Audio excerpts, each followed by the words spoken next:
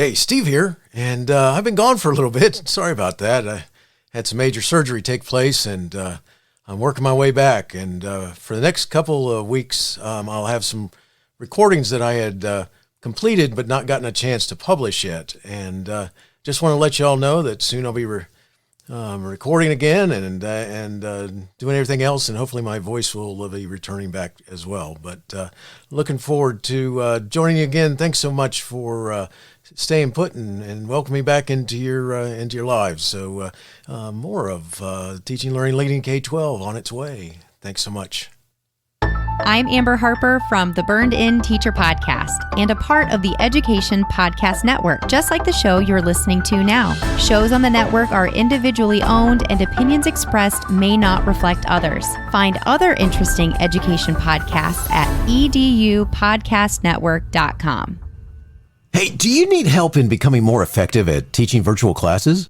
Well, NVTA, the National Virtual Teaching Association, has a semester program that is college accredited and designed to help you become more successful as a virtual teacher. A few of the topics that will be focused on are establishing relationships in the virtual environment, virtual instruction best practices, differentiation in the virtual classroom, and managing virtual resources, among others. NVTA is an affiliate partner with Teaching Learning Leading K12, and there's so much there to help you be successful in the virtual classroom. So take a look. Go to my website, stevenmiletto.com/sponsors, find the NVTA logo, and click on it to take you to their website. Happy learning. Hey, welcome back. Steve here, and today I'm talking with Matt Fitzpatrick. He's the author of the Justin McGee thriller Trilogy. Our focus is on the third book, Demontide. Awesome conversation. I couldn't stop reading it, and you won't want to put it down either. By the way, don't forget, it would be so awesome if you went to my website, stevenmiletto.com/reviews, and left a review for the podcast. Could you do that for me? That'd be so cool. Thanks so much. Enjoy the show. Boone Titanium Rings, found on the web at boonrings.com, is an affiliate partner of Teaching Learning Leading K12. And I'm also a customer. I have this really cool ring that's got these carved pistons and stars in it. I love it. They make rings of titanium that are carved, laser cut, and engraved, as well as they have inlays of many types of materials like meteorite, acrylic, wood, carbon fiber, and so many other types. They also have special collections that are incredible designs. One of the top sellers are the Gamer Rings, the Stealth Series, and the Black Zirconium. As a note, they also make earrings, pendants, cufflinks, and for you musicians, they make cool trumpet mouthpieces. Love it. Go to boonrings.com and at checkout use my code, capital T, capital L, capital L, capital K, number 12, and you'll get 10% off your purchase. So go check them out. I love my ring, and I know that you will love yours.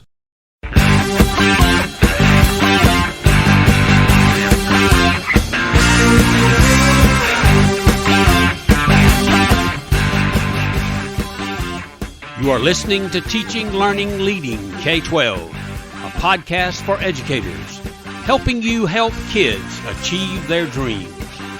And now here's Steve with this week's show. Matt Fitzpatrick is a former investment management professional who jettisoned Wall Street to pursue his dream as a novelist. He is the proud father of 2 daughters and enjoys every minute of watching them thrive and excel. A licensed Coast Guard captain, Matt cherishes life by the ocean and time boating on Nantucket Sound.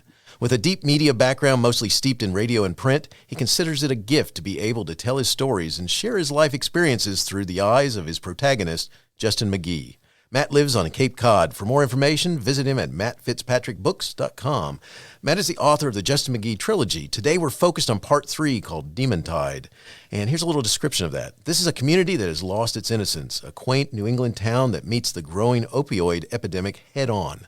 The town's casualties build up as local law enforcement, as well as out-of-towners in the form of Justin McGee and his family, realize that it's a crime that stems within the community's own. A town whose roots are the source of pride are shattered knowing they have been infiltrated by the New England Nova Scotia drug trade. Matt, thanks for joining me today. Say hi to everyone. Hey, hi everyone. It is a pleasure to be here, and it's a great opportunity. I can't wait to speak to your audience. Well, cool. Glad you're here, and loved your book, and we're going to talk about that in just a second. But before we do that, you start off with a cool scene, and when I read your bio after I'd read your book, and I realized, oh yeah, this is cool. He's a licensed captain. We got to talk about boating for a minute, because you get this awesome. The first thing I was going to ask you originally was, obviously you've experienced something with boating because you got these cool scenes. What type of boating do you like the most? What do you do? I have the Coast Guard license and all that. I have to, as a means of full disclosure, I'm not a Coast Guard. I've never been out in service, but I am a licensed captain, and I do a lot of boating. I'm lucky. I live on Cape Cod, so if you're surrounded on three sides by ocean, so inherently you got to get out there. You want to participate. So no, I used to, when I was younger, I would do a lot of kind of hardcore fishing, 30, 40 miles out, really kind of in any weather, it didn't matter. I'd go out, Now I'm much more of a fair weather fan. And if conditions are perfect, which on Cape Cod is rare, but I like going out and cruising around and maybe a little light fishing, but mostly cruising. And on the nice days, it is a good way to sort of, when you say people, you want to get away from it all, it is, if you want to be with nature for a little bit, there's no better way. I could never live landlocked. That's awesome. And just as a note, I've spent some times I didn't own them. I was on other people's sailboats or on their boats or whatever, but I love fishing and I love the idea of living near an ocean, although I don't now. But I grew up in Daytona Beach, Florida, which the ocean was right there. And that's one of the things I do miss about where I live now. But it's also... Well, it's funny. I got the license because I had these visions of on the side I was going to do some chartering, taking people out. And I did a few charters, fishing charters. And what happened, I realized, was it turned something I love into work. So I haven't chartered in a while, but I do love getting out there on my own time. That's cool. Yeah, I can imagine that would not be fun once you realize, wait a second, I don't want this to be work. I want this to be fun. So good stuff. I love it. That's so cool that you do that. And I would think that it's calling you at some point to be out there in the water if you're surrounded by it. Gotta love that. Yeah, that's the nice thing about Cape Cod. If you're driving, you can't get too lost. At some point you're gonna run into the beach and you'll figure out where you are. So you can't get too lost on Cape Cod. I like that. Awesome. So, one of the things I got to ask you is that in your bio, you left behind the investment management career and shifted to being a novelist. What was that like, making that step? It was frightening. It's funny because when I was a kid, let's say 12 years old, and at 12 years old, I was kind of reading what kids, I'm 51 now, so think of the time period. I was reading what kids read. Judy Blume and Beverly Cleary. But then one day I stumbled upon a copy of Stephen King's Salem's Lot. And I read that and it changed everything. It kind of parted the clouds, not to be melodramatic, but it really did for a young kid. And I said, that's what I want to do. That's what I want to do. And a lot of kids growing up, they want to be NFL stars, they want to be rock stars, they want to be astronauts. I always wanted to be a novelist. That's what I wanted. And so I did a career and it was very good to me. It allowed me to kind of do this foray, but you got to understand it. Once you get in by the time I decided to be an author, I was in my mid 40s, maybe even a year or two older. And you have to be prepared to resign yourself to a life of poverty and obscurity.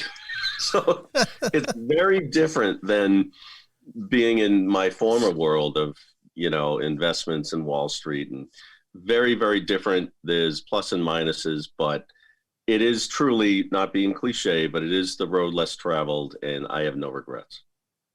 That is cool. That is very cool. I just know when I read that, I'm like, that's got to be a trip to have made that change, because especially because, like you said, it's not like you were 25 and went, no, I'm good. I'm going to go this way. No, I did the right thing. I have, my daughters are in college now, and I kind of got that squared away. And I have two girls, and they're in school. They're doing great. So I thought it was a time. I'm like, if I don't do this now, and kind of in the midst of all of it, my best friend, who grew up like brothers, my dearest best friend, died suddenly at 48. And that gave me some perspective. I said, you know what? This is way too short, way too shocking. And If I don't do it now, I'll regret it sometime. So I went out, tried it, got some great feedback, published. I got the attention of a publisher pretty much out of the gate. Published 2 books. Now I'm on a new publisher. Demon Tide is the 3rd book I know we're going to talk about today. And I'm working on a 4th, and I love it. I mean, you give up a lot becoming an author. People, when I speak to groups and they want to think it's all rosy and this amazing artistic epiphany and journey. And there is that element. But you got to be prepared for the downside. It is, I find the publishing world rougher than Wall Street. Wall Street, there were rules. I mean, with the SEC, we had, people looking over us, kicking our tires. There are rules. Not everyone is Bernie Madoff. Trust me. The publishing world, the Wild West. I can only imagine, especially with, kind of the, at one time, much more than the Big Eight, then the Big Eight kind of becomes 4, Yeah. And so, sure. And so if they're setting the rules, it's interesting. I can only imagine what that's like. And, well, cool stuff. I got to tell you, we're going to start getting into your book here in just a minute. You've created a neat character, and let's kind of shift there because, you have this character named Justin McGee. So tell everyone, who is he? Well, Justin is he started out in the beginning. He's in his late 30s. He is a hotshot Boston attorney, handsome, Brooks Brothers suit type of guy, but he moonlights as a very high-paid assassin. But he only takes jobs where, in his mind, the person deserves it. So there's a little bit of a Dexter in him. Now, I wrote Crosshairs, the first book, before I ever saw Dexter, so I wasn't copying it, but it's not that model is not exactly new. But I made this character. I wanted to try to make him multidimensional, but he is inherently narcissistic, and he is devoid of feeling in the beginning, but as he evolves, he becomes a little more human, even in that type of profession. And I named him Justin McGee. Justin, the first name, I just thought was a cool name for an assassin, because Justin's kind of a gentle name. It's not like Spike or Ace. Right. Justin. Who would ever be afraid of a Justin, right? Right.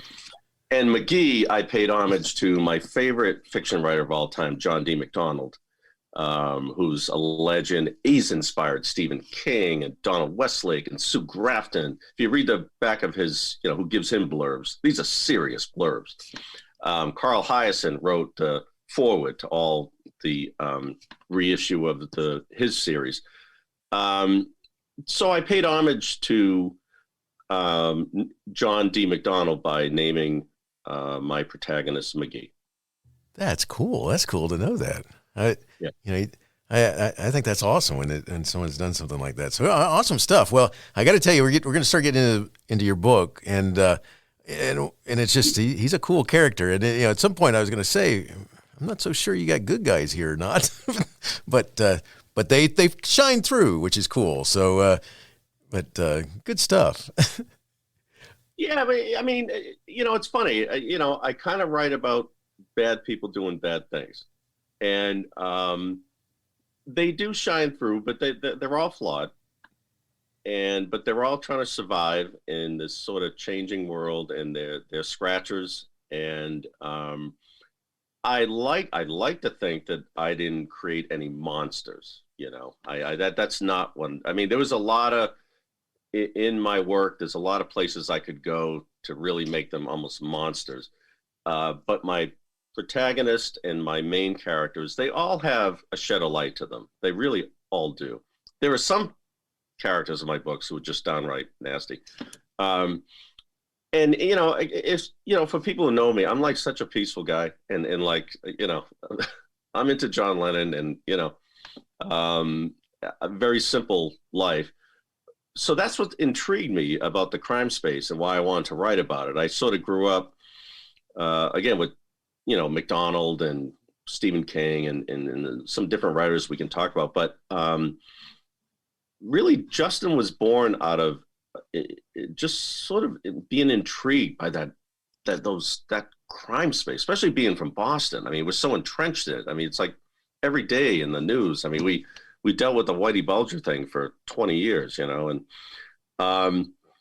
no, they're nasty people, but they do have some air of humanity if you read the novel, and they care about one another, and they like to think that any of the crimes they're committing or any of the sins that society would deem unacceptable are only bestowed upon people who deserve it. Which is such a cool route, and it does. And there's so many different parts of your book that I could talk about, because you have some interesting curveballs, I think, are the best way of throwing your audience, the best way of describing it, which I'm not going to go there because the listeners need to go read. But it's cool because, like I said, at first I started going, wow, is there anybody who's doing something good here? And I thought that was interesting. Now, one of the things I got to drag us back to is, before we go any further, before I leave the boats too much, is that you obviously have experienced seasickness. Yes. Because your characters, there's this beginning, I'm like, you really sucked me into this. You have a really cool skill at painting pictures with words. And one of my favorite is this, this in the beginning, which there's more to it than this, but I'm just going to read this part. While its intimidating presence commanded respect at the dock, with its massive steel hull and surly crew, at the moment it was a rubber duck in a tub. The captain and crew were trying to maintain station in the wheelhouse as the relentless pounding had no end. I mean, throughout the book, there are awesome descriptions that make you feel the scene. And as this gets into the scene, there's some puking going on, and there's other things happening and stuff like this. And it's like my worst nightmare, because I love deep sea fishing. And until in the last couple of years, my dad used to always tell this story about how I cost him all this money, because he'd take me out deep sea fishing and have to turn around and come back because I'd be so sick. And I'm so thankful for the patch. This is not sponsored by the patch, but I now can go out deep sea fishing, which is cool. But so obviously you've been seasick, but you create these descriptions throughout the book. I mean, how do you do this? How do you accomplish this? What is it that's going through your mind when you're making these, painting these images for the readers? Well, that opening passage you cited, that's a cool one. Thank you. I was lucky in that I got to meet Linda Greenlaw. The library in my hometown of Lowell, Massachusetts is named after my grandfather. So I was on the board of directors for a while. We had speakers come in, and Linda Greenlaw, who, if for your the folks watching and listening, if they ever saw or read Perfect Storm, there were two boats out there, and the movie is what most people are familiar with, and they can visualize. There was George Clooney's boat, and then there was a female captain out there, and that's Linda Greenlaw. And Linda, in real life, became a novelist and actually wrote a lot of nonfiction about her life. And I got to know her through the library, and she is fascinating. So she gave me a lot of insight on what it was really like out there. And then, just being a boater myself, for years up on the North Shore, I'm Cape Cod now for about 3 years, but prior to that, I was on the North Shore.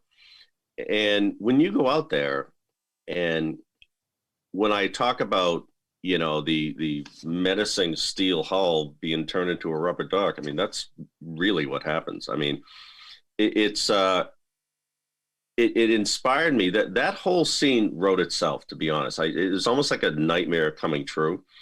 And that was to be honest, I get some great feedback on that scene. And so many people have said to me, I grabbed them there, which I am flattered to hear that. That was my goal. But that scene wasn't hard to write. It was actually kind of easy. It's funny that the really good stuff, because every writer has good material and maybe material isn't as great. But the really stuff that flows and the reader takes it in, embraces it, internalizes, that stuff just writes itself from what's in your head. Well, if it's a forced passage, you can tell. Well, that's cool, because I got to tell you, that's you really, just like you were referencing someone else. I mean, that really sucked me in, because that whole time I'm like, I gotta, I really get a feel for what's happening and what's getting ready to happen, minus a few things, and that was just awesome, because and you continue to do that with other types of activities throughout your book. So kudos on that. Thank you. So, one of the things I gotta mention here is this. You referenced something that I thought so cool, because I've not heard anybody else reference this. I am a big fan of, I was in college in the 80s, especially early 80s, and a band that I liked was The Call. And you reference The Call and a specific song in the lyrics, which, dude, that's awesome. So I think it's kind of neat, because you kind of bring in real stuff into your world here that exists, and it has a purpose. And first, you got to tell me about what made you reach out for The Call in that song, but also just if you're as you're thinking and you're writing, are you mixing your worlds? Is some of it the world you experienced? Well, I think it's funny that you're the first person to bring up that, how I alluded to the song by The Call. Not my favorite band, but I love that song. I'm a huge rock fan, and I have my likes. But I think I do infuse into my work some scenes that are kind of anecdotal, and that particular scene. I have two daughters in college, and I had once in a while I'll send them some song lyrics just to kind of inspire them and say, hey, I know we're dealing with COVID, and you get your studies, and this is they can't go to class. It's been tough for, these kids. So I thought of that song, and I send them the lyrics, I frame it. And I used it in the book because, like you said, all these characters, they're dark, and they're all depraved, and, no, you got to infuse a little humanity, it's like a little hope. It's like you get this cloudy day, and just those days where like one sunbeam will come through. And so I used that song for all the above, and that's where that came from. That's so awesome. And just as a note, I want to tell you that, so I kept it playing in the background as I read your book. So, which was kind of fun too. It kind of gave an interesting soundtrack to the book. So I've never thought of a soundtrack. That'd be exciting to put together. It would be, and it just a note. So you had me going there, because I had my favorite song by The Call is a song called "The Walls Came Down," and that was just a big kind of hit. It more as opposed to the lyrics, it had more to do with being a dance club song, but it was it has interesting lyrics that are way more having to do with the 80s and the Soviet troops and things like this that are in there. But cool stuff. So I got to ask you. So you said it right there. The Call's not your favorite. So do you have a favorite from before? You like music? I know you said that. Yeah. I'm actually a rock, like crazy rock music fan. People say, "Oh, you're a music fan." I am. I'm more of a rock guy, though. Especially as I get older. When I was younger, I was a little more open to different things. Now, maybe it's a sign of aging. I'm getting like cranky and crotchety, and like, nah, that's not music. Now I find myself like my grandfather. You know what I mean? Like I'm doing the same thing. I know exactly what you mean. It's funny. My older daughter, the last concert she went to before she went back to school, this past fall, was to go see Pitbull. And I know the guy is like huge, and he's got like an empire, and I've actually heard him be in interviews. He's an incredible brain and businessman, and this guy's got his total act together in Miami, and he's built an empire. But I don't know one song. So I go back to I love the Black Crowes. I love Rush. I love Social Distortion. I love rock, and rock to me goes from James Taylor to Metallica, and all in between. There's so much like amazing. I love Jimmy Buffett, not like cheeseburger stuff. I like his more sort of, you dig into his catalog, and he's got some really interesting stuff that no one's ever heard. Yeah, I love Pink Floyd. It goes on, and it depends what my fancy is. But I'm very particular. If you and I are in the car together and you're playing something I don't like, I will. You got to shut this off. Like, I like that. I like that a lot. Yeah, I tend to. I guess people are like, oh, you're just into the heavy stuff. No, not at all true. I love Gordon Lightfoot. I got to meet Gordon Lightfoot, which was really cool one night. That's cool. Man, a few words, but very cool guy, legend. So it definitely inspires my work. It's funny you say about how you're reading and you'll hear music. When I'm writing, I do like to hear music, but not blaring, but I like a little hum in the background. I tend to go toward like Billy Joel, Carly Simon, Liz Phair, just a little hum in the background. Because it's like, their creativity. It's like, okay, you get inspired by it. Look what these people have done with a blank canvas. And all right, it's your turn. But I keep it low. I don't sit there and, blare all this crazy music. But music has had a huge effect on my work. And I know people like Stephen King are big rock fans. And but I do find myself now being the old guy in the rocking chair yelling to turn off that stuff. That's funny. Sorry. Sign of aging. Yeah, I'm on that planet with you. I like lots of music. I'm a former trumpet player, and there's lots of stuff with trumpets that I love from the past, and lots of big name, just trumpet players. Everything from Herb Alpert to a lot of Maynard Ferguson and Al Hurt and all kinds of people like that. But I love rock, and and I was in college in the '80s, and so I'm really stuck in the '80s in some ways. But I got a lot of different decades. But I've really fallen in, over the years, in love with the rock from the '70s and '80s. So, and I just recently got to go see Kiss, and it took me a long enough time to go see them. But I never bought a ticket on that train. I just never got it. Isn't that terrible? I know they're monsters, but I just never. There are certain huge bands I never could get. Kiss was one, the Grateful Dead. There was certain, and I love the Black Crowes, who were kind of hippie trippy like the Dead. I just never, I don't know. Like I never had the Kiss lunchbox, Nice. I didn't. Nice. That's funny. I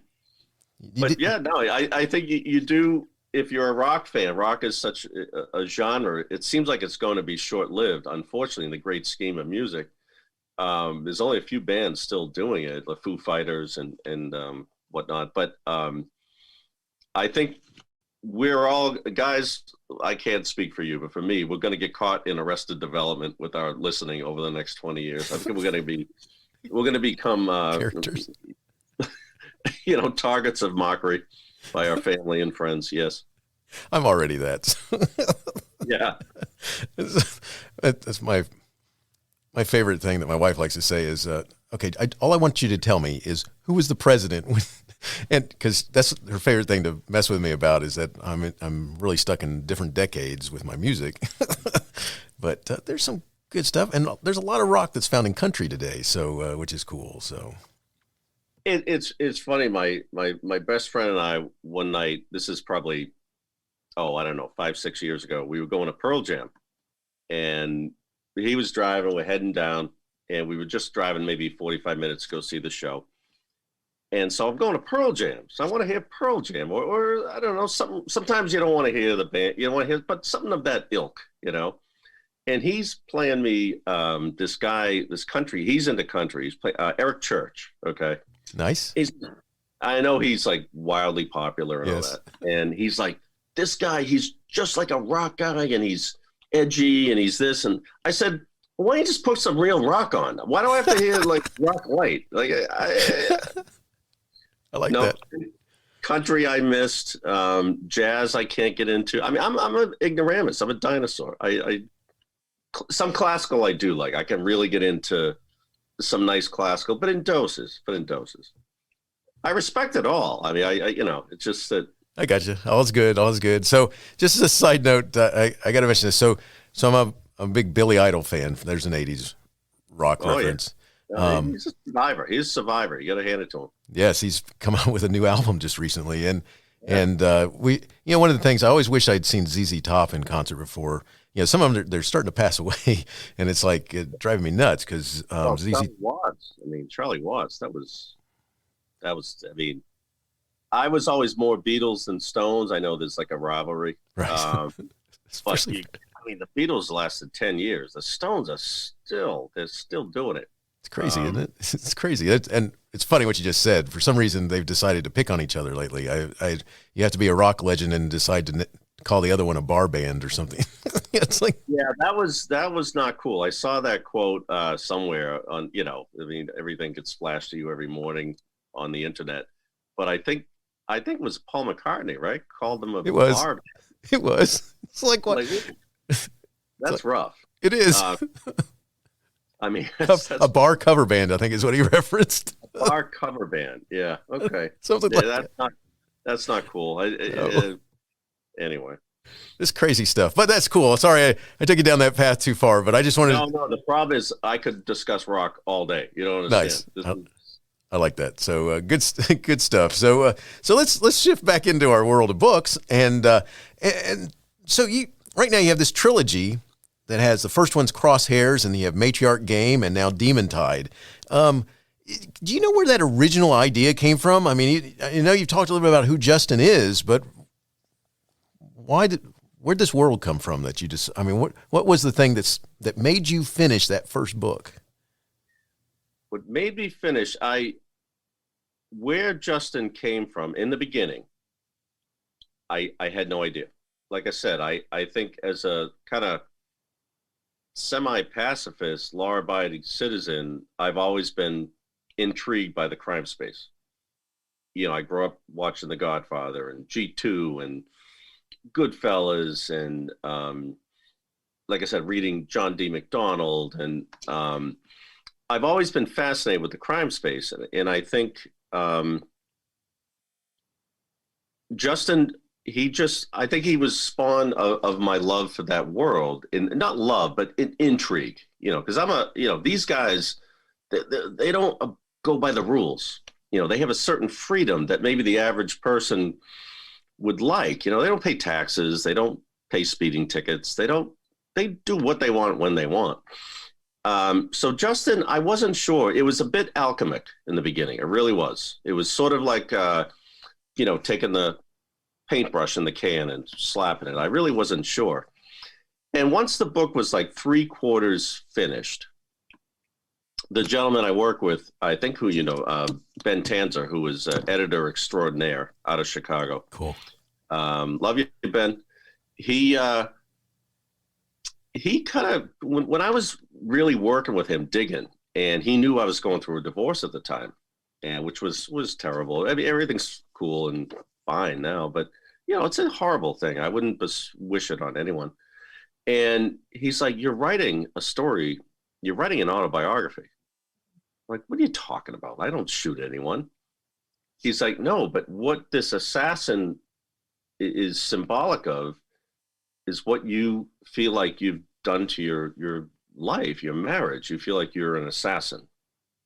And it like, oh my gosh, he's right. And like I said, I'm the least violent guy you ever met. I've never shot a gun. I wouldn't even know how to load one. But he pointed out that's where Justin came from, is this like stress and guilt that you pent up during this really horrible period in your life. And then once I embrace that, once I'm like at peace with, okay, that's where Justin came from, then the final, say, 1/4 of the book, 1/3 of the book wrote itself. Then I was at peace with this character. Like, now I know where he comes from. And it was a therapeutic book to write, the first one, Crosshairs. It was therapeutic. It was, and it was emancipating, because when I wrote the second book, Matriarch Game, now I knew what I was dealing with. I knew what this person was finally, because in the beginning, he was a mystery. I really didn't know where he came from. But now I know, okay, this is where he came from in my mind. Let's see where he goes. Let's sort of just let him run. and but that was the genesis of Justin, was all subconscious. That's cool. That's very cool. Especially I can imagine what that was, kind of like an epiphany when Ben was pointing it out to you. So huge. It was huge. It changed my, I don't want to say it ruined my day. It just it made me kind of rethink everything I was doing. But it did free me in that I don't have to, this character, now I can just sort of, it's like if, you catch a bunny and you let him go and just see where he hops, and so the second book was kind of like that. And then Demon Tide, the third book, which we're talking about today, I really let him go. I let out the reins. And that's why I said that first passage really wrote itself. I mean, these characters showed up for the third book. It's like they showed up on my doorstep in costume, and they're like, you just go and type and we'll act this play out. It really was. It was, that's cool. Now I'm on the fourth book and I'm working with a whole different set of characters, a new protagonist and everything. Much more of a challenge because it's a female protagonist for one, which I'm trying to tackle and do some proper interviews and get my arms around how that's going to look. But for Demon Tide, I was really fortunate in that Justin and company sort of showed up and wrote the story themselves. It sounds crazy, but it's true. Doesn't sound crazy at all. That's awesome. But it does bring me to ask this next question, which is a writing kind of style sort of thing. So is there any outline going on, or do you just kind of start writing and figure out where Justin takes you? The first book was completely stream of consciousness. I had no roadmap at all. The second book, I tried to get a little more, make some notes about where I want this to go. With Demon Tide, as much as I say it wrote itself, I did, as I was getting the ideas, I did sketch them out a little bit more. With the new one, which I don't want to spend too much time on, that'll be next time, but each one, I find I got to get a little more focused, to make it proper. The first one was alchemy. And,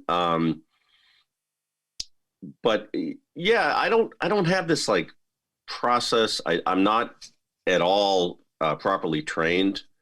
And some writers I've met who I've really respected, don't go start taking creative writing classes. Don't do what just go by your gut. And so I've tried to do that. I'm not snubbing proper writing education. I'm not. It's just that for me, I think I like Demon Tide was so guttural and so just, I had to let these characters run. And I don't think that's something I could have learned from somebody else. I really needed to be a little stubborn and do it myself. And I think it's my best work.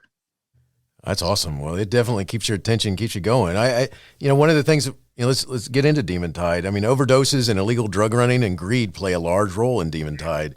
I mean, are there any messages that you're trying to deliver through your characters, or?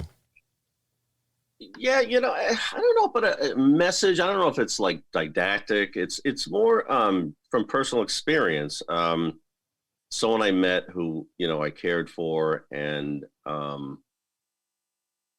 what it ended up, I'm going to spare everybody the long story, but it ended up, she was a heroin addict.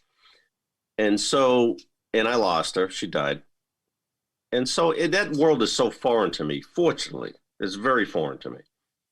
And so I started to research that, and I was still living on in the North Shore at the time for part of the book. And I was lucky being with the Coast Guard license and being involved in boating. I got to know a lot of people up in the North Shore in the maritime community. And I started to learn that a lot of fishermen, mainly due to their own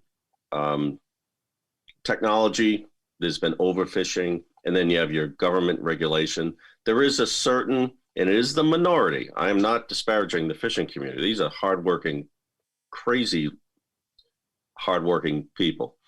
But there's a minority that said, there's not much to be made with nets and hooks anymore. We can make a lot more running powder out of Nova Scotia.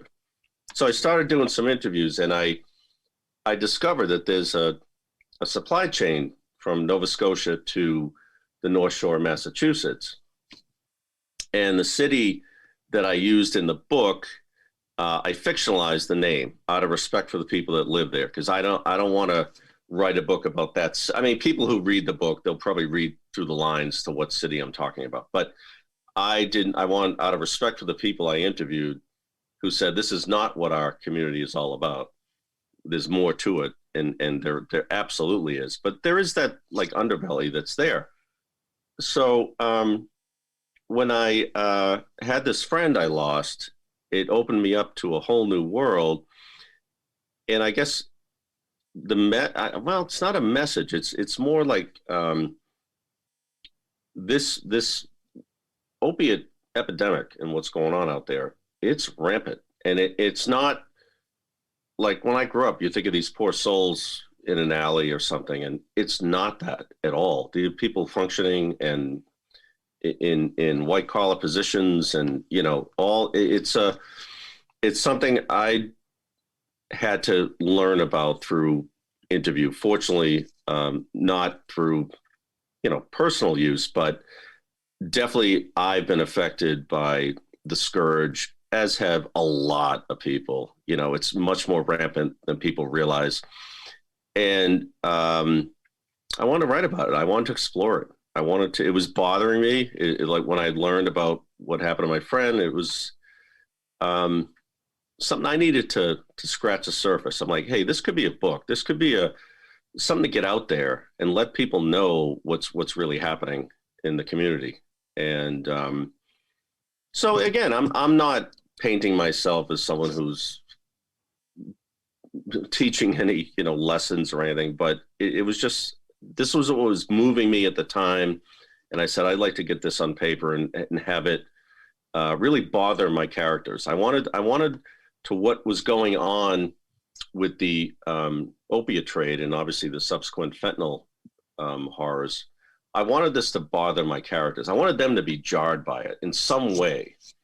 And I think all of them, if you read the book, they all suffer in some way from it. And it was a tough one to tackle. It kind of wrote itself, which was nice, but it's an epidemic that I know it gets a lot of press, but I don't think it gets enough of the right press. I agree with you. I think that's so. And you definitely are right. It does impact your characters throughout the book, especially as you find out who's doing what. Let me try that one again. Especially when you find out who's doing what and all that sort of stuff. And it definitely has an impact on the on all of your characters. And it's just amazing. And I think you're right. In this world today, it gets attention, but does it get the right attention? And it just kind of comes in ebbs and flows as opposed to what it really needs, because you're right. I mean, I'll never forget this movie. They showed us when I was in 7th grade, and we were in this giant auditorium, and it was all about, illegal drugs and all this stuff. And they showed these pushers, and that's what they kept talking about, is you got to watch out for the pusher. The pusher who's going to be pushing this. It's such a stupid image compared to what we're talking about today, which is, you have characters in your story right there that wouldn't fit that image. Right. Yeah, no, it was, to write the book for me was an education. And in terms of passing on a message, maybe that's something that it could be a takeaway that, this epidemic, it's not just focused on the back alleys. It's way more widespread. That being said, the book is not a downer. It's not a book just about drugs. That's the sort of the backdrop is the, drug story that's going on in the trade on the North Shore. But the book is really about the characters. It's really about their interaction, their struggles, their frustrations, their fears, their flaws. And I definitely want to write a character-driven book. It's not a book examining the drug trade, because I don't have that level of knowledge. I think I gained enough knowledge to write the novel with conviction. but I don't want to ever probably tackle that topic again because I don't have the firsthand knowledge. I got you, and I didn't want to imply that either. By the way, it's the way that it moves. That's the part that's going on all in the background that makes them all come into contact with each other, and because it definitely is you generate excitement, and there's all kinds of things happening, and people's lives are completely ruined by it, and we have our characters interacting with one another, which brings me to this. I have to ask you. So, can you talk a little about character development? I mean, is there something that you specifically do? And while we're talking about that, do any of them have part of you in them? Yeah, I think the further along I get into writing, again, Demon Tide's my third novel, I am realizing, going back to what Ben taught me about my first novel when I was 3/4 of the way through, it's hard. I mean, certain writers, they'll tell you that in no way is it anecdotal. In no way is it autobiographical. I'm examining something completely aside from my life and my persona. I've tried to do that. I can't get away from the autobiographical aspect. Maybe that's a selfish thing. I don't think so. I don't mean it to be. I have a hard time getting away from, some aspects of my life and the people that move me and the people that I've known. I mean, you can't make it so esoteric that people won't enjoy it and people won't relate. So I'm careful about that. But I don't think you, as a writer, my personal opinion, you can ever get away from that autobiographical aspect and approach. I don't see how you can shake it. I really don't. That makes a lot of sense, and I understand. And just a side note, you've got some cool characters in there, and I got to make sure I say this because people die. They in many cases they get what's coming to them, and there's some surprising ones, and there are some surprising ways people die. And I won't go into details, but part of it has to do with a car. So, yeah, it's. Well, there's a few different things, but there's the ending. I've taken some flack for. I say to people, I said, listen, read the first 2 chapters. I'll grab you. And I love the whole book. I'm very proud of it. But I hope the ending disturbs you. I want you to walk away disturbed. Oh, I was. Sorry. It's good. I like, just as a side note, I did like the ending. It's just that I had to reread it. All right. A couple of times. No, that's by design. That is, I want the reader, I want to grab and let them run through the story. And I hope every chapter keeps them, intrigued and interested. And then at the end, I really did want to kind of leave them with a, oh my gosh, what is that? Like, but not in a, horrible way, but, just like, wow, I wasn't expecting that. Oh, you did that. All right. I've gotten a lot of similar feedback in a good way. They're like, okay. Oh yeah. Well, it made me go, that's why, I got to ask you this next question, because you've already just started talking about this is not just a 3-book trilogy. So, or is it? No. I call it a trilogy, but the new book I'm working on is working with a whole different set of characters and whatnot. But no, I will revisit, especially the young girl in the book, Michonne.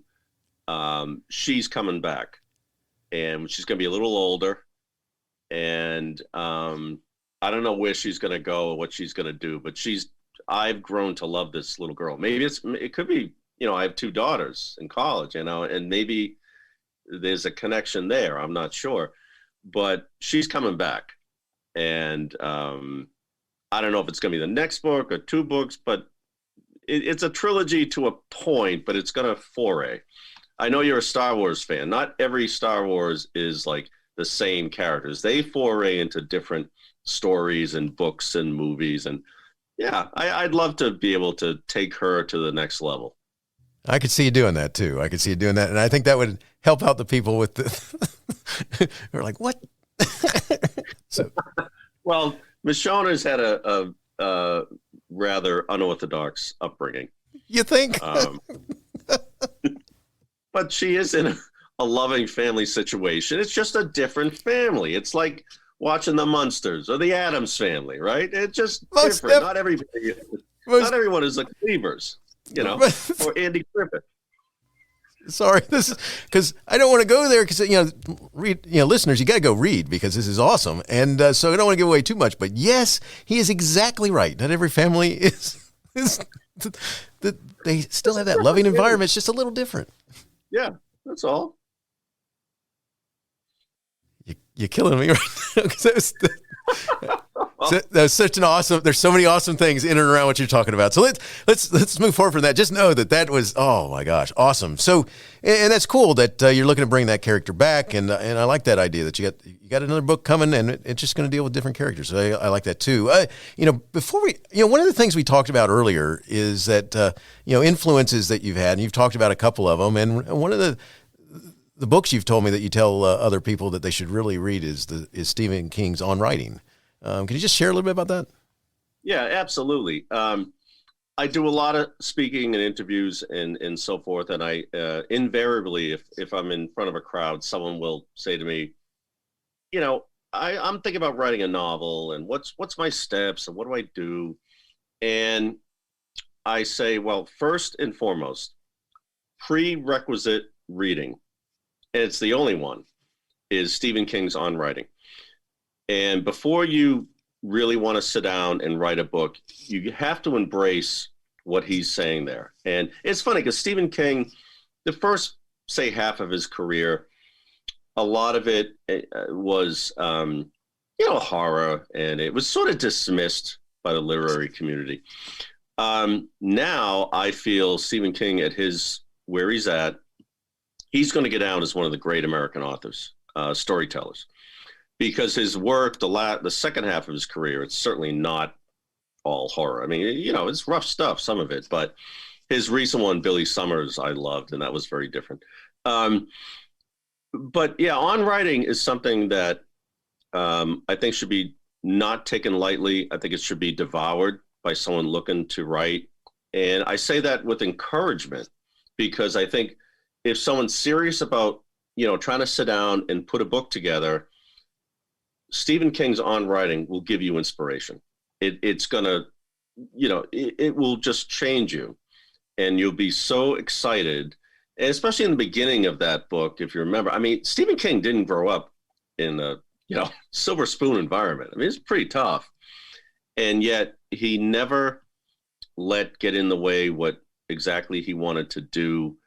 There's a scene in that book where, if I have it right, I'm paraphrasing, I haven't read it in a while, but I have read it twice, is that they were living, he and Tabitha, I think they had 2 kids at the time. I don't think his third child, Owen, who's now an author with him, was born, but they were living in a trailer, basically, and Stephen King was teaching, I think, part-time at UMaine, and they're up in the woods somewhere, and, he was struggling, alcohol, depression, he was having a hard time. And he had the manuscript for Carrie, and he got so frustrated one afternoon, he threw it in the garbage.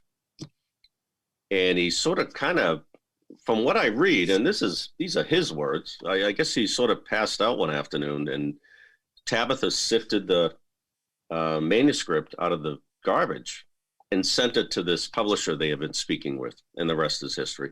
So it's a great message to new writers, and I still consider myself, even after 3 novels, a new writer. It's a great message that, yeah, it is a tough business. It is frustrating. It's there's a lot of alone time. It's an isolating business, isolating craft, as evidenced by The Shining. That's one of the reasons Stephen King wrote The Shining, is the whole isolation of writing. There's a lot of symbolism in The Shining aside from the boo and ghosts. I mean, there's a lot more going on there. So that, anyone who wants to sit in front of the keyboard and try, you got to read On Writing first. That's your prerequisite. Cool. Thanks so much for sharing that. And Matt, we're getting close to finishing up here. And where can people connect and learn more from you? Well, they can always visit mattfitzpatrickbooks.com. That's mattfitzpatrickbooks.com. And I love getting emails at mfitz71@comcast.net. mfitz71@comcast.net. And I love getting emails. Please check out the website. Please check out my other work. As we discussed with Demon Tide, the new book, while it is book 3 of a trilogy, I did write it so that you don't have to feel like, you need to have read the first 2. Of course, I wish you will, but I wish you would, but you don't have to. And I did that. I learned that from John D. McDonald, who his Travis McGee series was 21, 22 books. I've read the series twice, not in a sitting, but over the years, I've read the series twice. And what I loved about his work is you can pick up a John D. McDonald book, whether it's book 1 or book 8 or book 15, and they all stand alone. And I think that's a craft unto itself. Because you don't want to have the reader having to start at book 1 and forcing. You don't want to force the reader to do anything, especially today where there's so much competition. Netflix and there's 100 streaming services, and you want to make people enjoy reading and get back to basics. I love that. And I will have that information where to contact you in my show notes, so it'll be easy for them to come back and find you, which will be good stuff. So I got 2 last questions I want to ask you, Matt. And the first one, these are just questions I like to ask my guests. The first one goes like this: how do you keep going when so much is going on that you're maybe feeling overwhelmed and want to quit? I'm lucky to have a really good support network. I think that's important. I have family that are very encouraging, always have been. Friends, very encouraging, although they take their jabs at me out of fun. And I like to exercise. If you saw me, you don't know it all the time, but I do like to. That helps kind of clear your mind once in a while. I like getting out in the water. You have to get away from it. The vision of a new author sitting for 10 hours at a time, toiling. Some writers do it. I can't. You got to because it is a very lonely, isolating craft. So you got to, what's important is when you do feel overwhelmed, I think it's important you kind of re-engage the world. Even if it's going down to your coffee shop and having a conversation with a friend or two, communication is crucial, because once you feel cut off, you're going to end up like The Shining. Like you got to feel engaged. So when and believe me, as a writer, as an author, I don't think there's an author out there that will disagree with me. You're going to have moments, plenty of them, where you're going to feel like, what am I doing? Where am I going? I'm stuck. This is wheels are just spinning. It's important for me to either, get out in the water helps, maybe get a little game of tennis in, but mostly it's you gotta engage other people. We're beings that are meant to communicate. And invariably, as a writer, when you go out there and talk to people, you're gonna pick up ideas. There's a selfish aspect. You're gonna pick up, people love to tell stories about their lives and, hey, what happened this week? Oh, my son, this. You're gonna pick up fodder. So there's a selfish aspect, and there's also a healthy aspect that as a writer, you can't live in an igloo. You got to get out there and stay engaged with the public. Love that. Awesome. Last question for you, Matt. Do you have a teacher in your past who made a difference in your life? If so, who was it? And what would you say if given the chance to say thank you? Yeah, I've been fortunate. I've had a lot of great teachers, instructors. I guess the one guy that comes to mind is a gentleman named Peter Richards. I went to a high school up on the North Shore called St. John's Prep, and he was my senior history teacher. So I was, 17, 18, and up until that point in time in high school, you learn about, American history, which I'm fascinated with, European history and whatnot. But, a lot of it I couldn't really relate to, because it happened so long ago. But Peter introduced us as a bunch of 18-year-old. I went to an all-guys school. It was a bunch of 18-year-old guys. We studied for a whole semester, it seemed like, Vietnam. And I graduated high school in 89. So there was still plenty, my father's generation, he fortunately didn't have to go, but of vets around that, cousins, uncles, friends, there's a lot of these guys around. There still are, but back then there was more, and they were more, in my life. To have Peter open our eyes up, we read Rumor of War. I forget exactly who wrote that, but that was a big one. And he really examined what happened there, not from one side. He really, we learned about, My Lai. We, learned about what happened at Dien Bien Phu and all this stuff that opened our eyes as 18-year-old, boys. So we say we were men, but we weren't. We were boys. And he just was a guy, and I lost contact with him, but I did stay in contact with him up until about 10 years ago. Not for any reason. You just, you kind of fade off. But he was an eye-opener. And while he wasn't an English teacher, I know a lot of authors point to their English teachers, who I always had great ones, but he was someone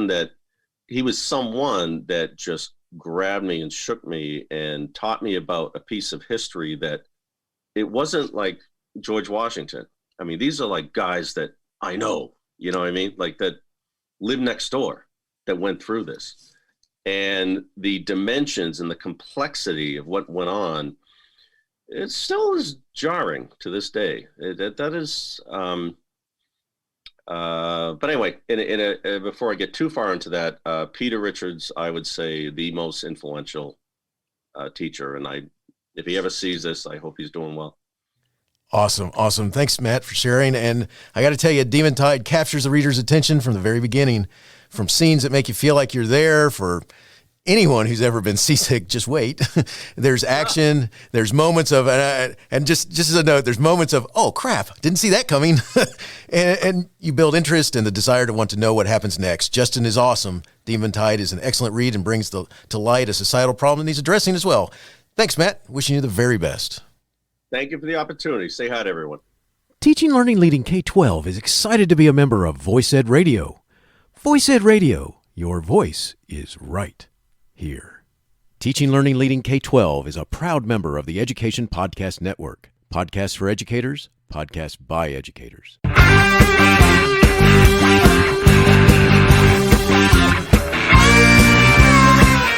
The opinions expressed on Teaching Learning Leading K12 are those of the guests and host. Teaching Learning Leading K12 is intended to share ideas, advice, and suggestions for classroom teachers and school administrators. Teaching Learning Leading K12 is produced for educational purposes. Thanks for listening, and I hope you'll share it with your friends.